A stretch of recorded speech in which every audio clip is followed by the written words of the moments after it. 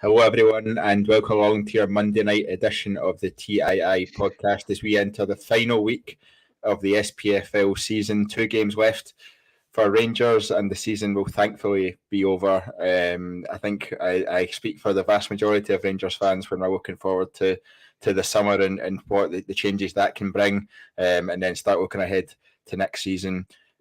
Tonight we'll talk a bit of a mixed bag of topics. We'll talk a little bit about the Player of the Year awards last night, who got them, who the guys think should actually have got them. We'll speak a bit about transfers, some of the rumours that have been going around. Michael Beale, I think, said that one's going to be confirmed on Wednesday, so there's been a bit of speculation about who that might be. And then the second half of the podcast, we'll look ahead to Rangers versus Hearts at Ibrox on Wednesday night and how we think we'll approach that one, and there might even be a wee question about a transfer in there on that one as well. Joining me tonight to discuss all of this, we have 2 Scots. We'll start with Scott Cameron. How are you doing? Very good. Roll on 3 p.m. on Saturday. That's all I've got to say. Is that because your meeting is all in the pub? Is that why, Scott? Yeah. Unfortunately, I'm missing this one, but aye. Absolutely. And we're joined by Scott Mitchell as well. How are you doing, Scott? I can only echo what Cammy's saying, mate. Roll on Saturday, 3 p.m. Cannot wait for this season to be finished. And Craig, all the way from a very hot and humid Texas, I believe. Absolutely roasting here, Craig. So for just a bead of sweat running down my head, it's roasting, and I am roasting. Good to have you all on. We'll start with, I guess, the Player of the Year awards last night. There was lots of discussion on social media. There was lots of chat about who should have won the awards, if we should have had a award ceremony at all for this season. I saw plenty of that chat as well. James Tavernier, it's fair to say, was the big winner from last night. I'm going to go through the awards kind of one by one. There's a couple there that aren't voted for by anyone, and then there's some that are voted for by people. We'll discuss who won each of the awards. We're keen to hear what your thoughts are on it as well. So please drop your thoughts in the comments, and we'll bring the best ones up. First one I'm going to start with is top goal scorer. Now that's a pretty matter of fact award, so it's hard to have much of an issue with who that went to. It did go to James Tavernier, but Scott Cameron, I think the fact it went to James Tavernier proves an issue in itself.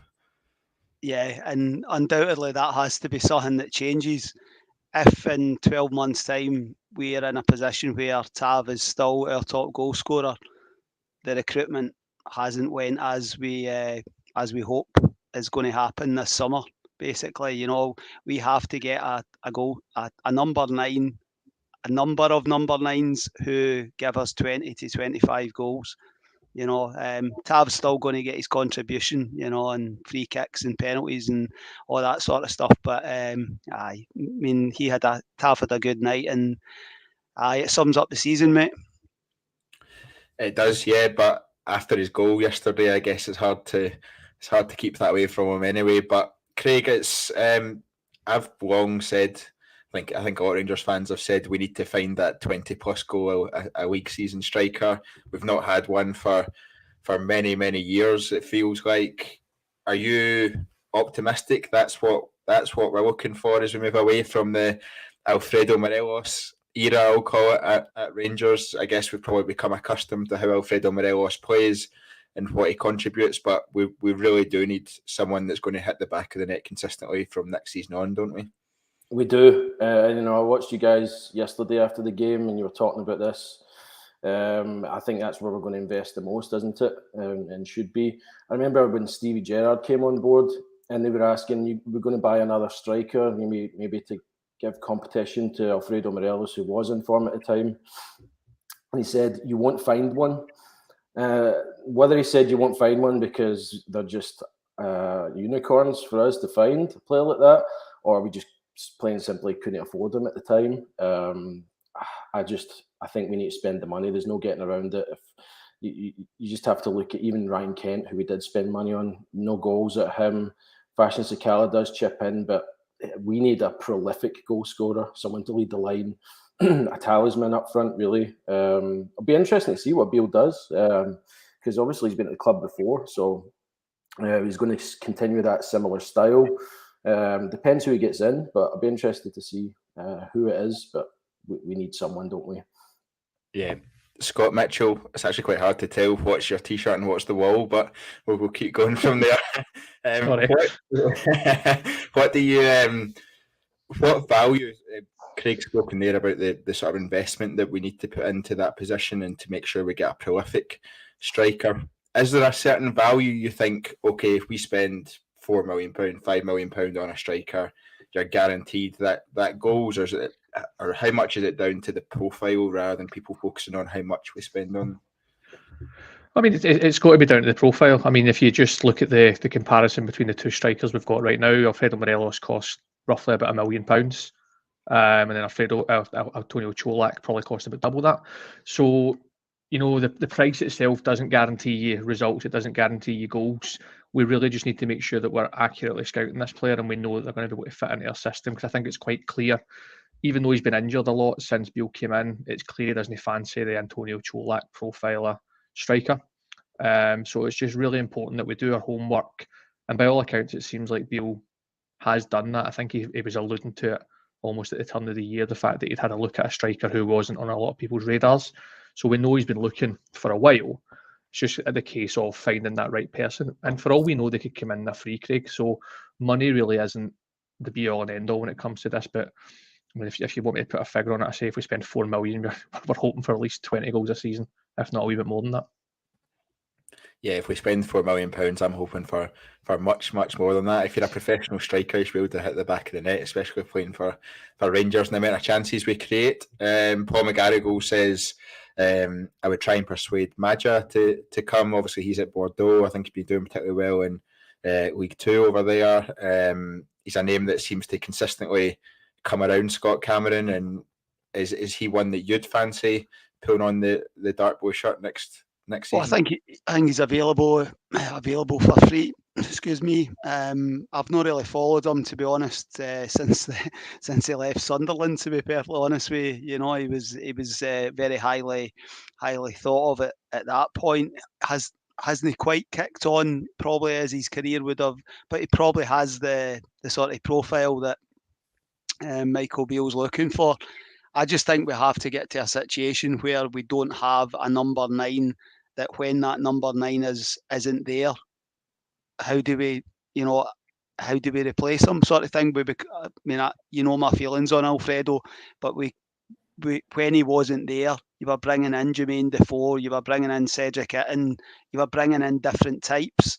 So I think that the forward players that Michael Beale brings in this summer will be versatile and have pace and have energy, and sort of, they'll be able to like play on the right, play on the left, play in the middle. I think very, very flexible sort of situation. But we've not really been linked to a lot of strikers. He's one that always seems to be linked, but I'm just as interested as everybody else to know who we get, and I really hope by the time the players return on the 30th of June, we've got at least one striker in the building.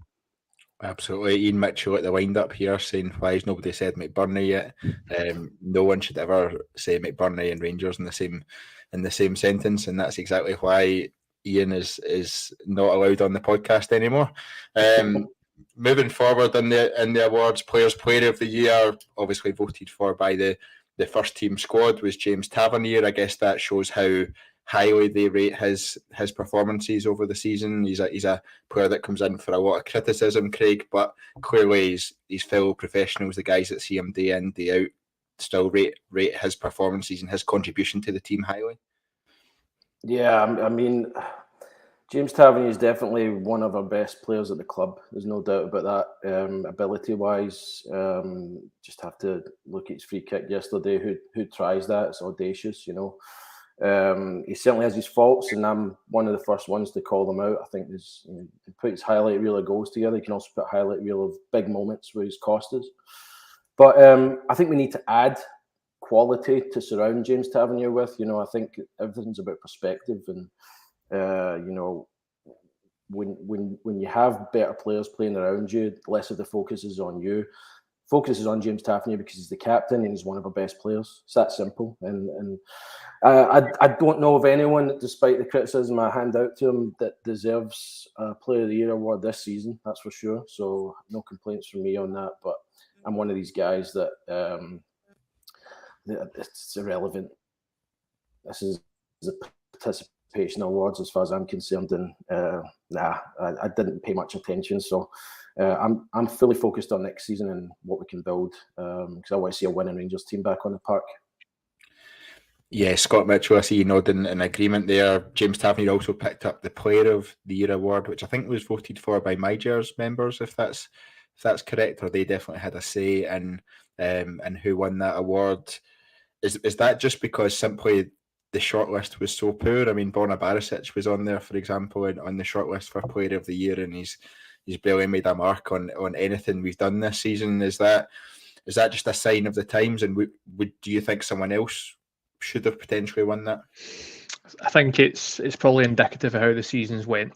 The fact that I'm even going to say the fact that Tav won it, the fact that, as you said, Borna Barisic was part of the nominees. I think that just says everything that we need to know about how this season has went.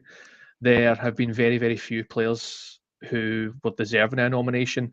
And like Craig says, for this one, I think this year, more than most, it seems like it's just a participation award.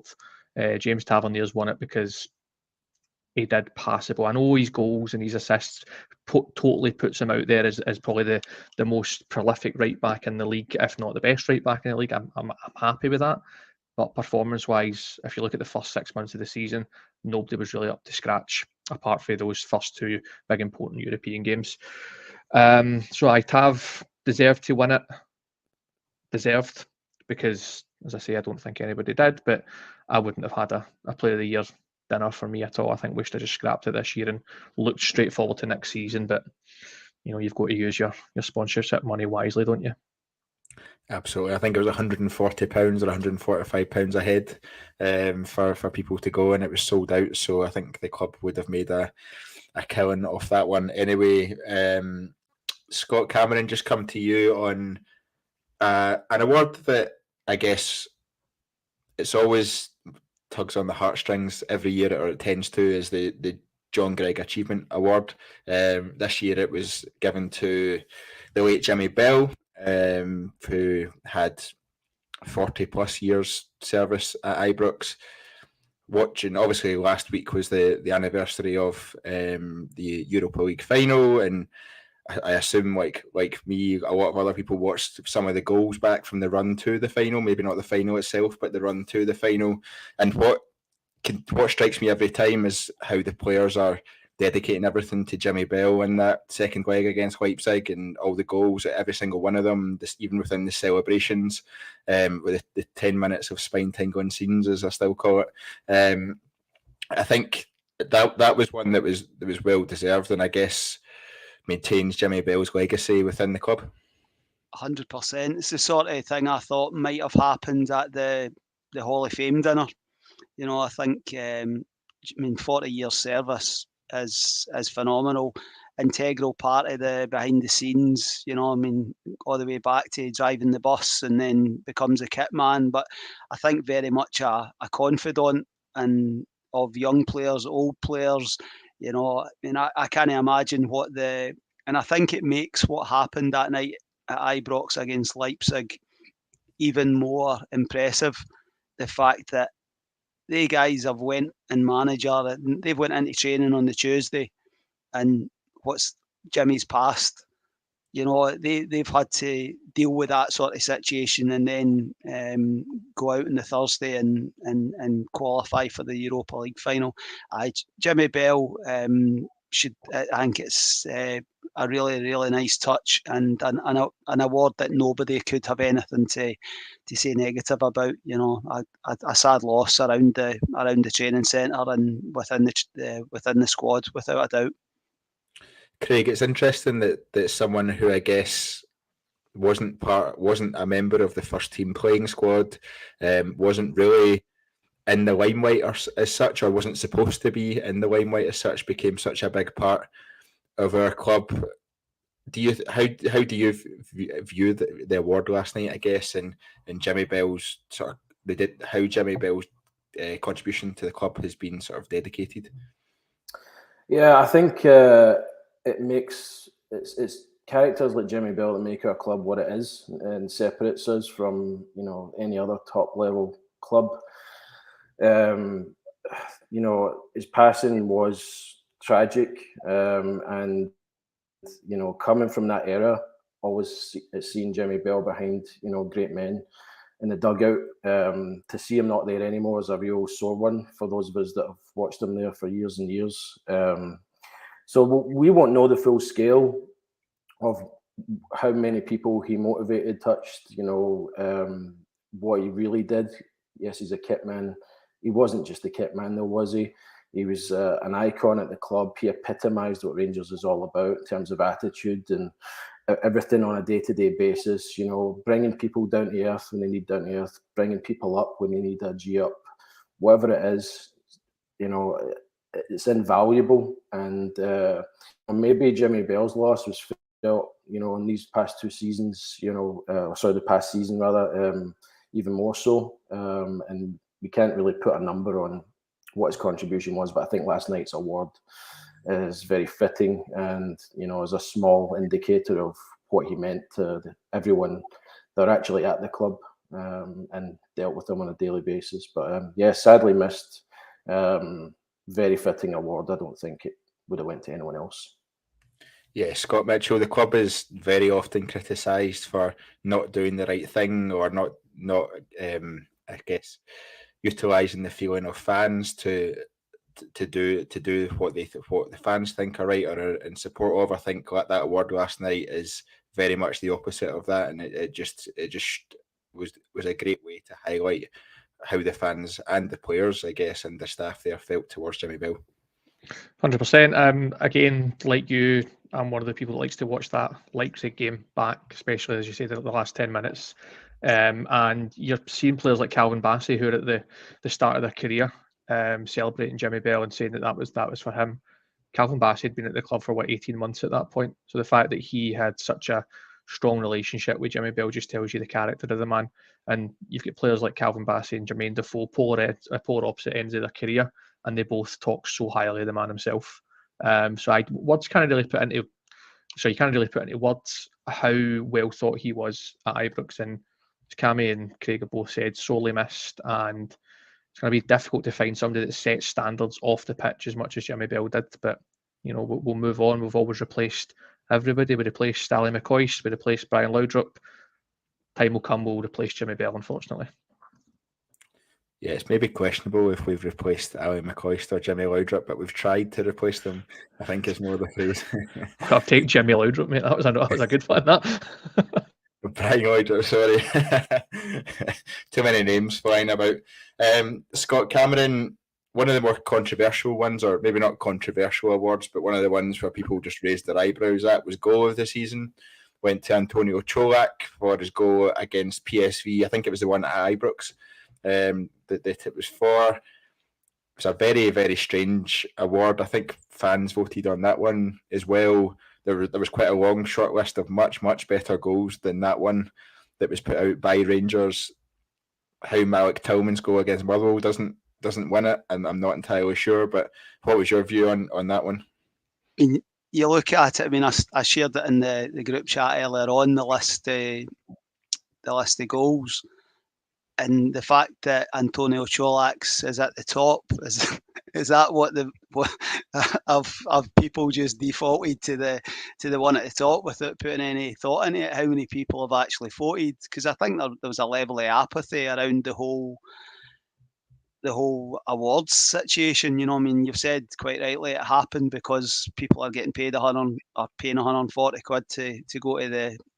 But I think Tillman, I think one that should get a notable mention, but it was the fifth goal in a 5-2 win against St Mirren, was Scott Arfield's. There was like 420 passes. Like we'd been passing the ball for like the 87th minute, and he finally scored it in the 92nd minute with a typical Scott Arfield finish. But that was a fantastic goal.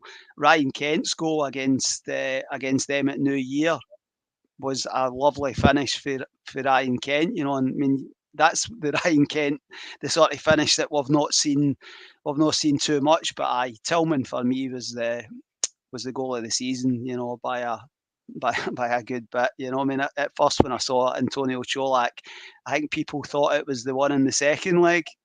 I mean, come on, I could have scored that with a blindfold on, sort of thing, But I think my Gers members again getting the being trusted to vote for these things. I don't know if it was just like gold members or what have you. What do they know?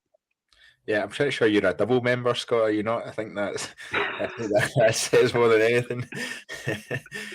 Craig, did you have a favourite goal from this season? I don't know if you've had the chance to see the short list or whatever, but is there a goal from this season that you think sticks out in your mind? You've just got complete apathy towards anything Rangers? I'm in the wrong pod tonight, aren't I, Craig? I don't know. It touches back on what I talked about earlier. Just scrap the Player of the Year awards. It's all irrelevant. Season's been a disaster. Let's talk about the women's team. Let's talk about the youth team. Something else. They were just as bad. I'm not sure. Again, the nominated goal was a strange one. So I mean, they're all irrelevant because we didn't win it. But I think James Tavernier's free kick at Celtic Park comes to mind, and a few others. But no, I'm just in the mindset of, can we just get this season, because I'm chomping at the bit for all of that stuff. Yeah, well, I'm going to get the awards over with, but there's one more to talk about. And Scott Mitchell, you can give us your goal of the season as well at the start of this answer if you want. But Young Player of the Year, and I guess it's topical as we start to talk about players signing on the dotted line for next season and who's potentially going to be announced on Wednesday. Young Player of the Year was Malik Tillman. He was again in attendance. Sometimes when players are injured towards the end of the season, they head back to their parent club when they've been on loan. I think there was rumours that Malik Tillman had gone back to Germany and wasn't coming back to Rangers at any point. I think this is the second time he's been back in as many weeks. Do you think Malik Tillman was the standout Young Player of the Year? And where do you stand on we should sign Malik Tillman or not? Goal of the season, James Tavernier versus Celtic. Just very quickly, I'll put that in there. Malik Tillman, I think he was a shoe-in for Young Player of the Year, if I'm totally honest. I don't think, you'd Adam Devine, Leon King coming in. You've seen glimpses of Alec Lowry in the team. I think it has to be Malik Tillman, his performances this season, although a lot of people will point to the big games where he doesn't tend to show up. Early on this season in particular, he was the one dragging us through games. Remember his goal against USG that obviously gave us a little bit of hope. So for me, absolute shoe-in. Whether he signs for us or not, I'm starting to verge on the yes. I hadn't even considered the fact until you just said it there that he was away in Germany and he's now come back for the Player of the Year awards. That just seems so wrong. If he's no sticking around for one reason or another, it doesn't seem right in my head. I can't put that together and make it make sense. And he looked, I saw the picture that Todd Cantwell put up on Instagram as well. He looked like he was enjoying himself. So I don't think he was just there to receive an award. I think he was there socialising. So I think it's looking more and more likely that we're going to see Malik Tillman again next season. And I'd be very happy to see that. There's going to be a lot of questions over where he plays though now in this system. Because you've got Todd Cantwell doing absolute bits in the Tillman role. So it'll be an interesting headache that Beale's got in his hands next season if Malik does stick along. But I'd love to see him again next season. Yeah, a few comments coming in. Opiate Scope saying, I'd sign him in a heartbeat. He has areas to develop for sure, but his ceiling is extremely high. Paul McGarrigle saying on Tillman, if Beale gets all the players he wants and if the money is still there, then yes, sign him. Scott Cameron, I think initially or for a long part of this season, I was very much on the get him on board no matter what at £4.5 million or £5 million of a release clause. Yes, absolutely sign him. I kind of cooled off a bit on that view in the last sort of 2 months of the season. I can't really put a finger on why I cooled. I just didn't feel like he was having as much of an influence in the game, or potentially it was that we could spend £4.5 million, £5 million slightly better. in terms of what we need to get us to the level where we're consistently competing and overtaking Celtic in the league. What are your thoughts on Malik Tillman? I think he's Young Player of the Year by a distance. I think thoroughly deserved. He's had some great moments across his loan spell. I personally wouldn't sign him if our budget's only around 10 million. Excuse me, if we've only got around 10 million plus to 10 to 15 million. I still don't know where he would play. I think that's a huge factor. I'm still just not convinced as to where he would play. That's the issue for me. I would spend £5 million on a number 9. So I just don't see where he fits in. So I don't believe that he actually sees. He's been very diplomatic. I just don't believe that he sees a permanent deal in Scotland as a permanent deal in Scotland as his next career move. I think he wants to get back into the national team. I think I've said that a few times in our chat. I just think that he'll go back to Bayern, potentially sign another contract there and go to a better league and test himself there. But he's done well. It's not a criticism of him. I just think I would spend the money elsewhere. Yeah, Craig, Gaza Legend says we'd rather spend the money for Tillman on a striker. DC comes in with an interesting point. If Tillman comes, Hadji is going. The guys have spoken a bit about they're not sure where Tillman fits into the team. What are your thoughts on Malik Tillman and some of those questions that have been raised there? Yeah, I think it was more siding with you, Craig. I kind of went cold on him when the big games that mattered came at the end of the season. Again, it's a perspective thing. The team didn't show up in these big games. It wasn't just Malik Tillman. I was very excited when he came on board. I like the American connection for obvious reasons. I think he was an exciting player.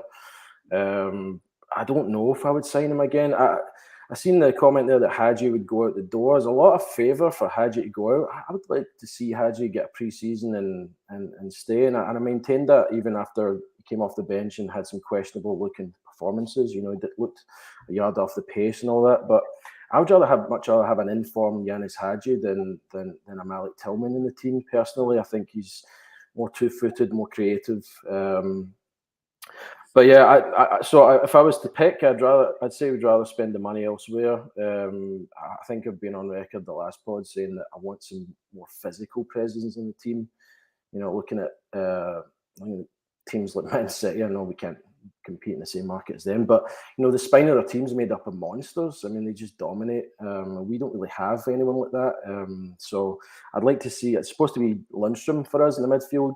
Kind of the physical presence in there, but now we've got a wee Rottweiler with Raskin. But I'd like to see some height and some physical presence in the midfield, and then spend some money on the striker like we've talked about earlier in the pod. Scott Mitchell, Craig mentions Hadji there. There seems to be a bit of a mixed view of Yanis Hadji. I view him as a sellable asset, if I'm honest. I think he is a good player. If he stayed next season, I would be more than happy.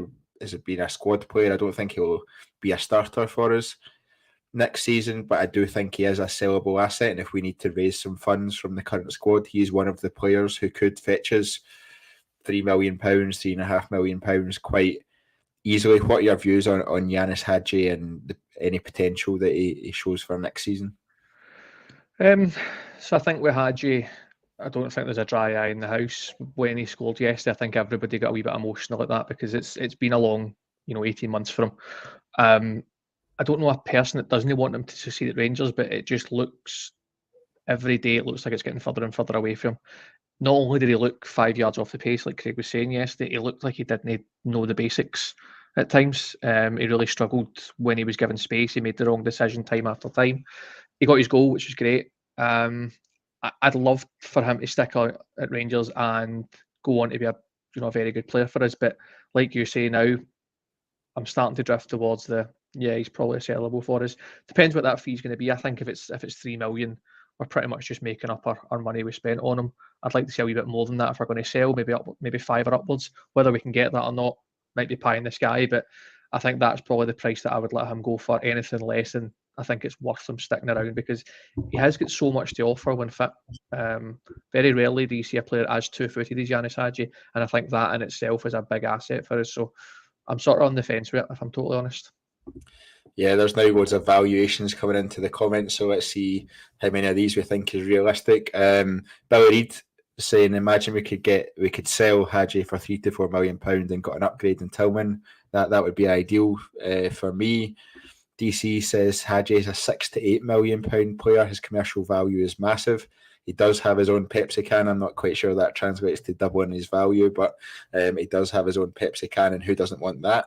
Paul McGarrigle saying Hadji £4 million, Kamara £3 to £4 million, Davies £3 to £4 million, sell them. Scott, Cameron, what are your kind of thoughts on those comments?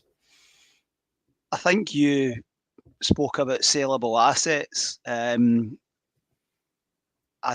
like Hadji. I think he's a very, very talented player. He's had a horrendous time with injury, and I thought it was the first half yesterday was just one of those, you know, he needed the half-time break just because nothing he tried, he just, it wasn't happening for him.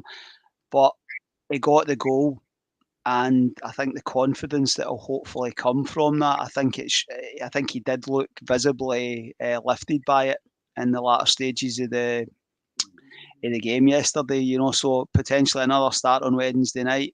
I'm very much on the fence. I think he's one of those players, if we're trying to supplement the budget that we've got, I think he's certainly one that we could get a good few quid in for, you know, but I'm not writing him off. Just, I mean, the guy's been out for a long time with a horror injury, and it's to his credit that he's managed to get himself back in good condition and what have you, you know. So very much 50-50 for me, but it really depends on the rest of the recruitment that we do during the summer. Yeah, quite like Opiate's Hope's point here about needing to be proactive about moving players on, but can't be selling short. I think in the past we all know that we've hung on to players far too long, mainly because we like them. More than anything else. Sometimes we get emotionally attached to certain players, and I think that's been to our downfall. This season has almost been the prime example as to why you shouldn't do that. And Hadji, I think, can be a really good player, and there's no certainty that he will be, and all it takes is one more injury. If he's out for 3-4 months again, and then he's back on that hamster wheel, we're trying to get back to fitness, and he's lost even more value. So I think it'll be interesting to see how we do that, but we do need to remember that we're at the stage where we need a massive squad refresh, and if we need to fund that somehow, then selling a player who's been on the fringes this season may not be the worst idea in the world. So it'll be really interesting to see how that goes and progresses over this summer.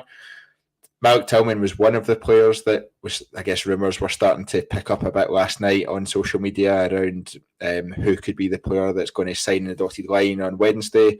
I've seen some suggestions that they may actually be paraded at the game at Ibrox on Wednesday. I'm not entirely sure if that is the case.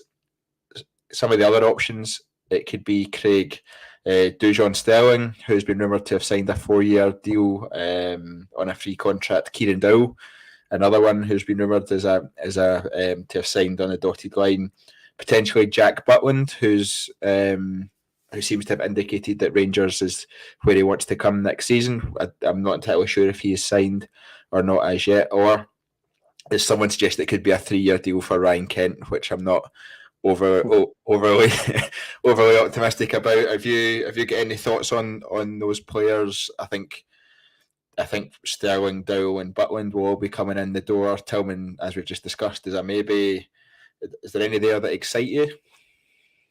Oh, good question. Butland is probably about the right level. I think he's good enough to be our number one. So no objections from me on Butland. The boy Sterling obviously comes highly recommended. He's had a good season by all accounts on loan, hasn't he? So that's good, and I'd like to see us sign another defender. I know. I think we need to add to the defence. I know people are saying if we sign another defender, Ben Davies goes out. I don't see that personally. I think we need to bolster the defence.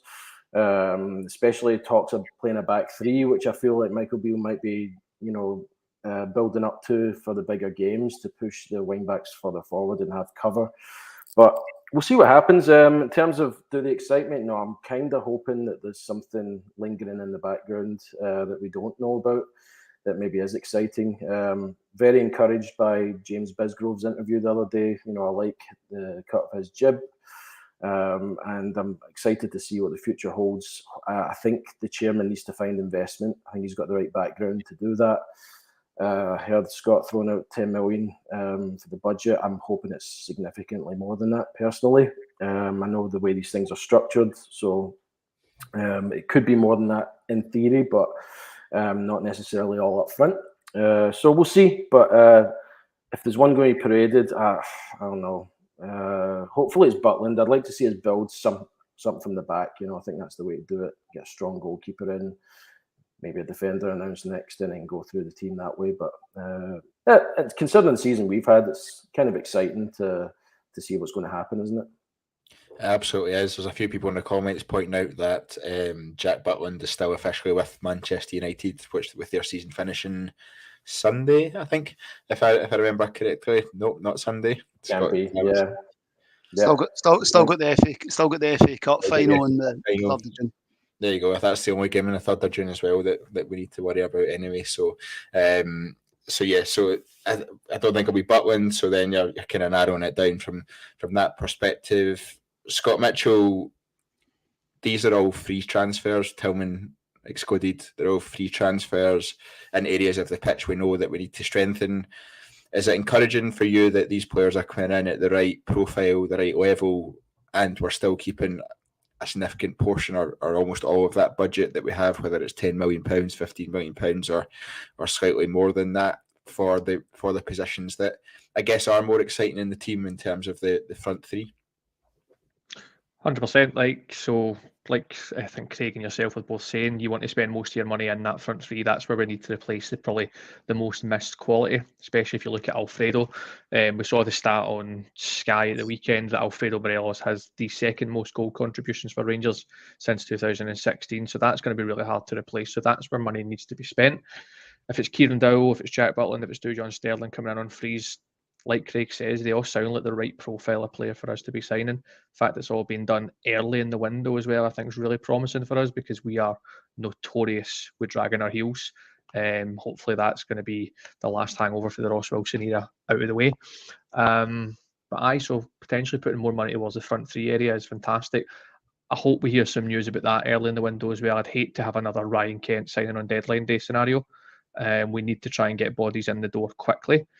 And I think it's probably 5 or 6 bodies we're going to need at a very, very minimum to try and bolster this squad to challenge next season, because it is going to be a tough fight next year if we're going to regain that ground that we've lost. Yeah, I think Michael Beale's already emphasised how important it is to get players in early. I guess under Steven Gerrard, it was always the case, pretty much the vast majority of signings were done in the first week to 2 weeks of the transfer window, and then you heard nothing until transfer deadline day, and they'd maybe sneak another one over the line or whatever.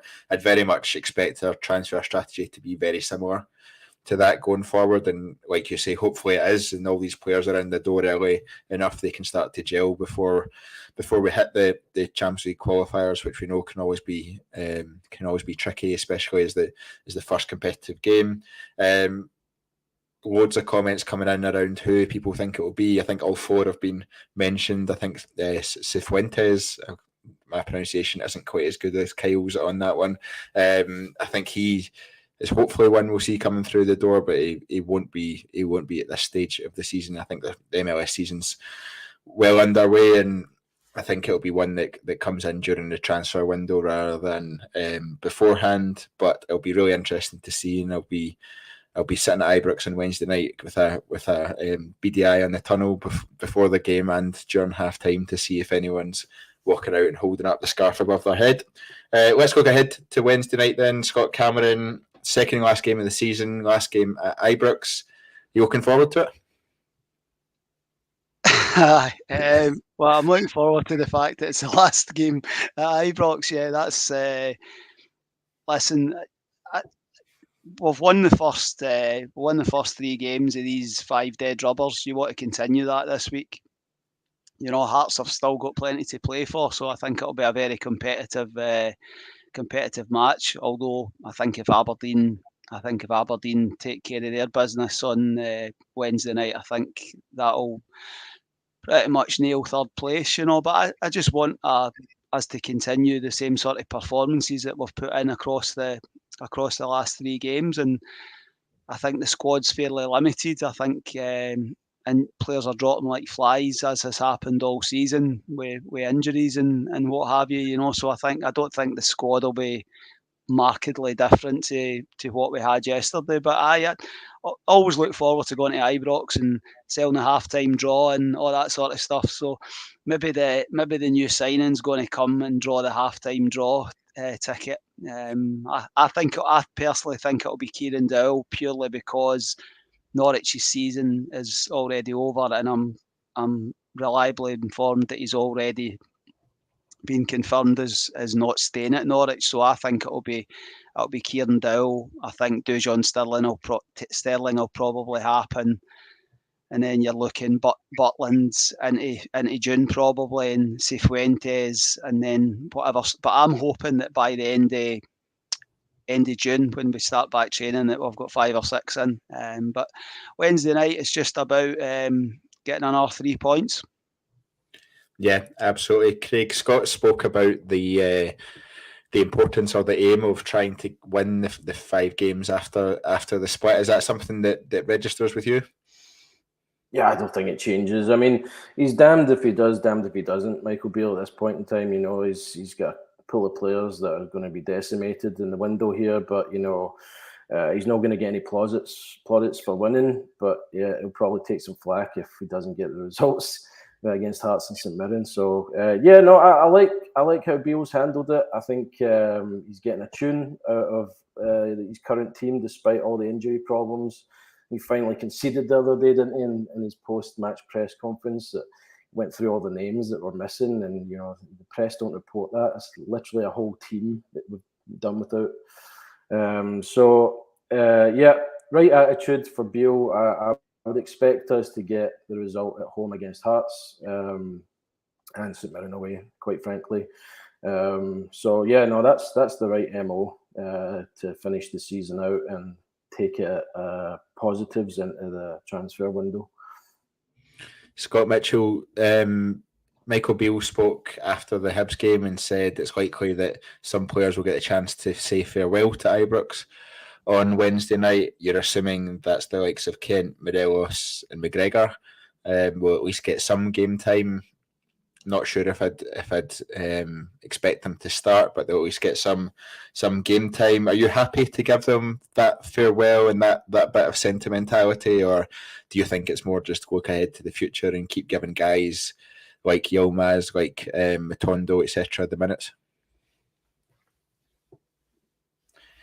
You're on mute, Scott Mitchell, which is a rookie error. Sorry, that never happened, right?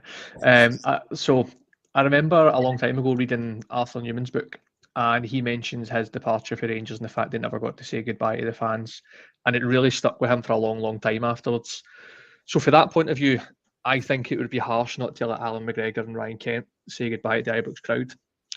The other one, don't really care if he gets on the pitch or not. I was a big defender of Morelos for a long, long time, but I'm thinking back over the last 18 months, he's been unfit, overweight, not really trying his hardest, so don't really care if he gets on the pitch or not. If he gets on the pitch, I would hope that we're out of sight and clear. If we're losing or if we're drawing to Hearts, then no, I want us to try our hardest to try and get back in this game. There's no room for sentimentality at that point. But Alan McGregor and Ryan Kent, I can see them. They've tried their hardest for the majority of their Rangers careers. Alan McGregor especially, probably one of our best ever goalkeepers, if we're all totally honest with ourselves.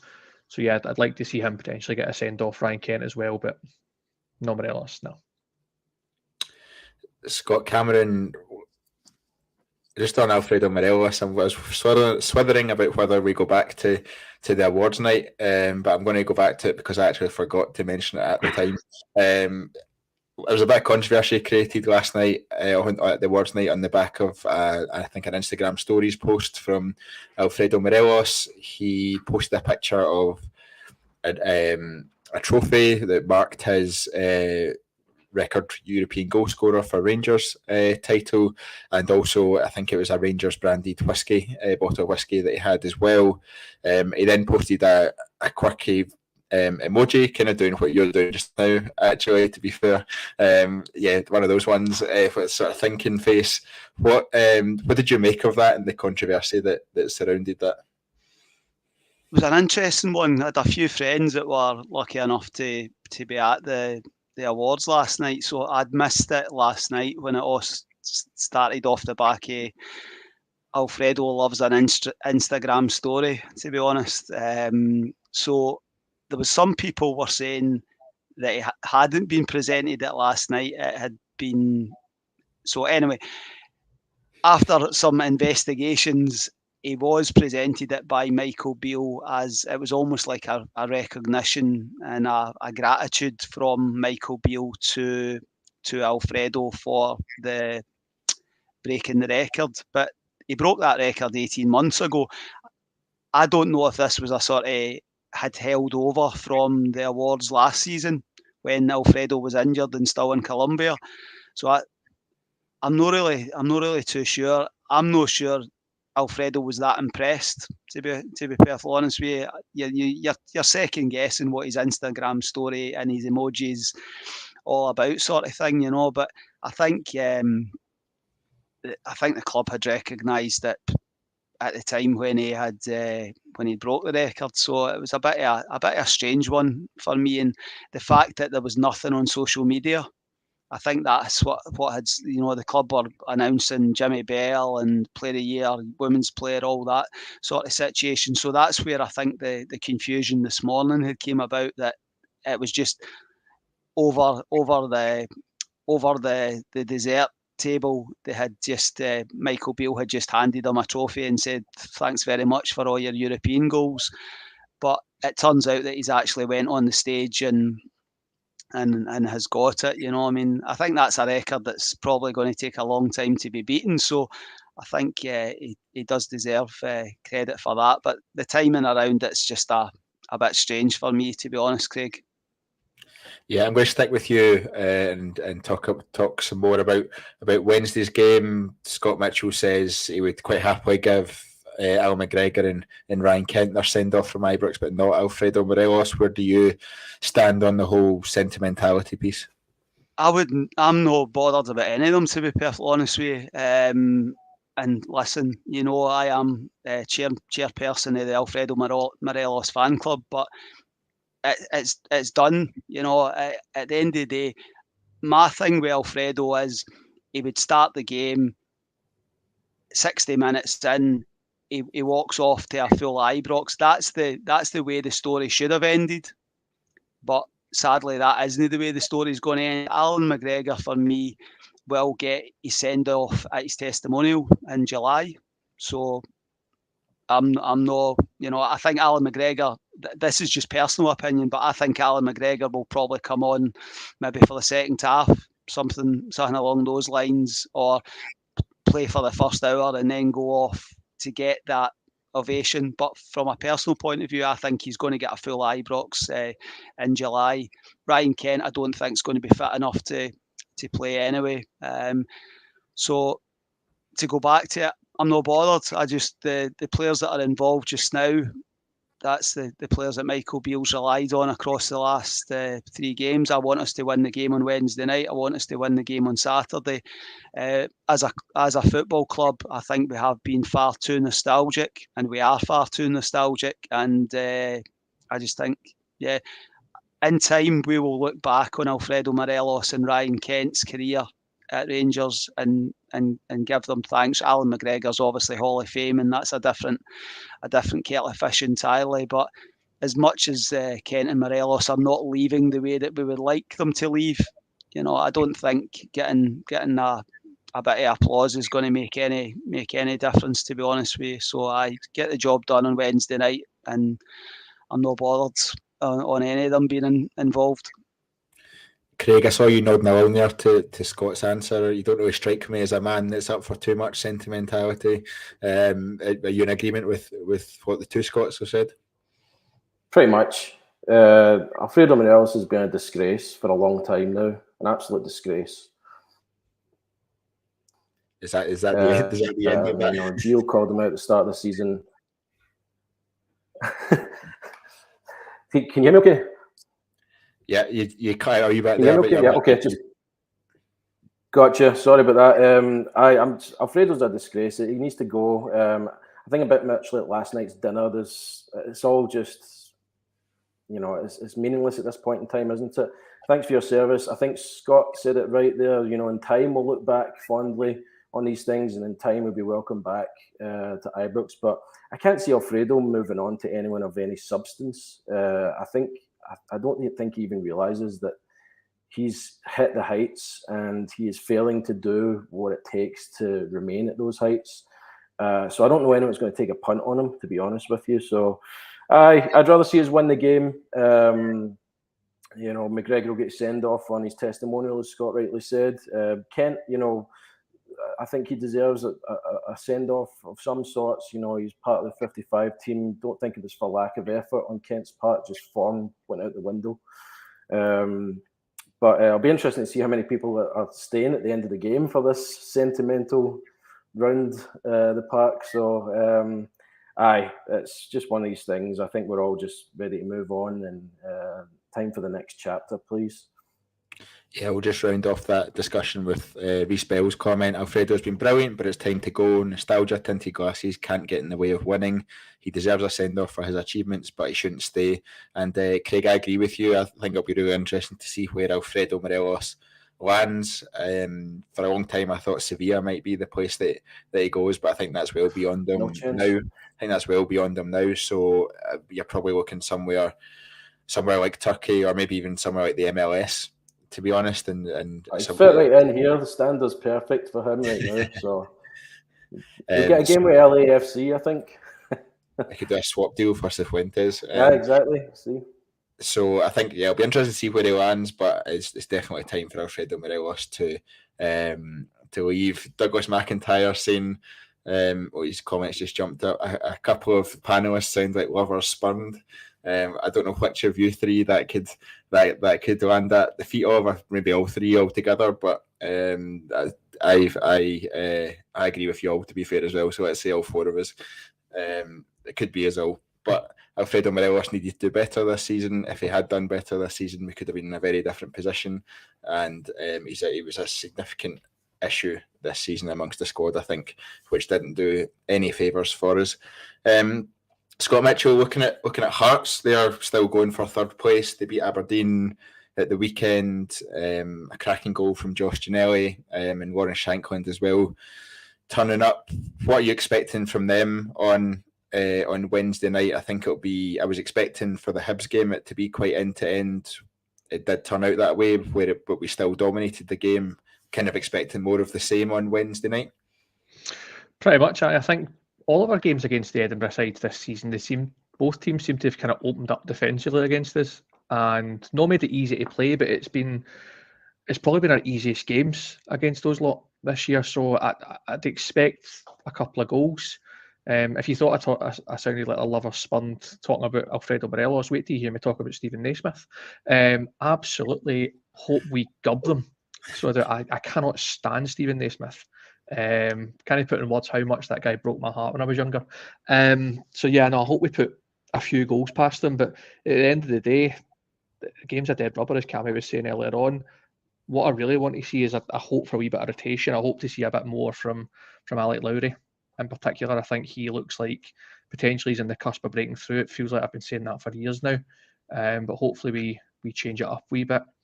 Don't see Hearts posing too much of a threat, if I'm totally honest. I've heard a few people saying that people like Lauren Shankland should be on our radar. Nah, no for me. He's just not quite at that level. And I feel like we should be gubbing them, and I hope we do. Scott Cameron, Lauren Shankland, yes or no? 100% no for me. I think we need better. That's fair. In terms of the game tomorrow night, not tomorrow night, Wednesday night. We're recording this on Monday. The game on Wednesday night, you expecting an end-to-end entertaining game? Well, I think Hearts have got to, Hearts need a result. So, you would hope that I'm not saying they're going to come all guns blazing, but I think they can't just sit back and let us dictate the play. So and as open a game as possible. That's they've got nothing to lose. Stephen Naismith isn't I'm not a fan of his at all. So the more pain that we can inflict on him, and as much as if that makes Aberdeen get third place, then so be it. But a comfortable Rangers wins all that I'm looking for. I think that's all we look for every single game, to be fair, but it's been very rare this season, I think it's fair to say. Craig, there's been Scott Mitchell spoke about Alex Lowry there in terms of potentially coming in. How do you see us lining up on Wednesday night? How do you think there will be some rotation for some of the younger players? I'd imagine Leon King keeps his place, for example, in the back line after the weekend. How do you see us lining up? Yeah, I think I didn't really get a chance to talk about yesterday's game, but it wasn't very comfortable for me. I think it was only comfortable because Hibs were rotten, but they still created some chances. So I fear that it might not be straightforward as you might think. Boys mentioned there that Hearts are still got a lot to play for, and rightly so. But hopefully we get a result. I don't see too many changes from the lineup for at Easter Road. I don't know. Alex Lowry's kind of on that fringe. The fact that we're starting Yanis Hadji, I know I said earlier I'm a fan of his, but I think we're just struggling for injuries and trying to put the right team on the park. So we'll see. But I don't think there'll be too many changes from the lineup from yesterday. Can you give us run us through your starting 11 then for Wednesday night? Yeah, I don't think any changes to the back line. I think McCrory will keep his place, obviously. I think Lundstrom, Jack will play. I think Raskin, Cantwell will play. I think Fashion will play. The question marks on Hadji. Do you swap Hadji out for maybe someone like an Alex Lowry? Or I don't know what Scott Wright's fitness is like. Probably not ready. Doesn't sound like Grant Kent's ready to return. So could be Yanis, could be Alex Lowry. Who knows? But I said, just before you asked me the question, I don't think it'll be too different from yesterday's lineup. That's my prediction. Yeah, Scott Mitchell, Raskin was one player who seemed to pick up a bit of a knock yesterday. I think Michael Beale said afterwards it was knee to knee, it was just a kind of an impact kind of injury. Would you risk playing him if he is feeling a wee bit of a knock, or keep that momentum going, or do you just switch him out because actually the game doesn't mean anything?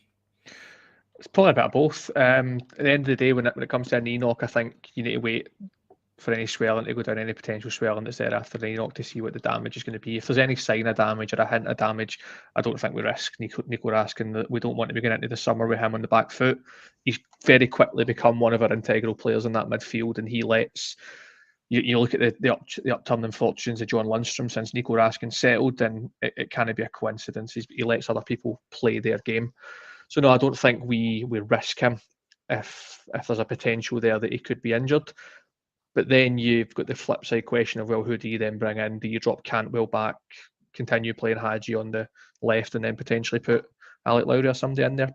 You've got options there potentially, but it really depends on what we're expecting for Hearts and what we expect from ourselves going into Wednesday. But hopefully he's fit, because we play like a really good team when he's available, and he runs that midfield very, very quietly. Yeah, I know you spoke about Alex Lowry potentially coming in, Nico Raskin probably leave him out so he's not in the back foot. Are those the only two changes you would make to Sunday's team against Hibs? I think so, and it's more a case of, well, who else is there really for us to bring in? It's not as if we can bring in Phil Hollander to say goodbye to the team. He's a sick note, he's a walking sick note. So it's probably the only change that I would potentially make. I can't see Beale starting McGregor, even though we're talking about the sentiment. I'm very much of the opinion that he'll either come on as a sub or get his send off in the testimonial like Cammy Craig was saying. So I don't see us making too many changes other than that, if I'm totally honest. Perfect. And just to round off that sort of thought, I guess, Scott Cameron, in terms of starting lineups, do you feel any different to the guys?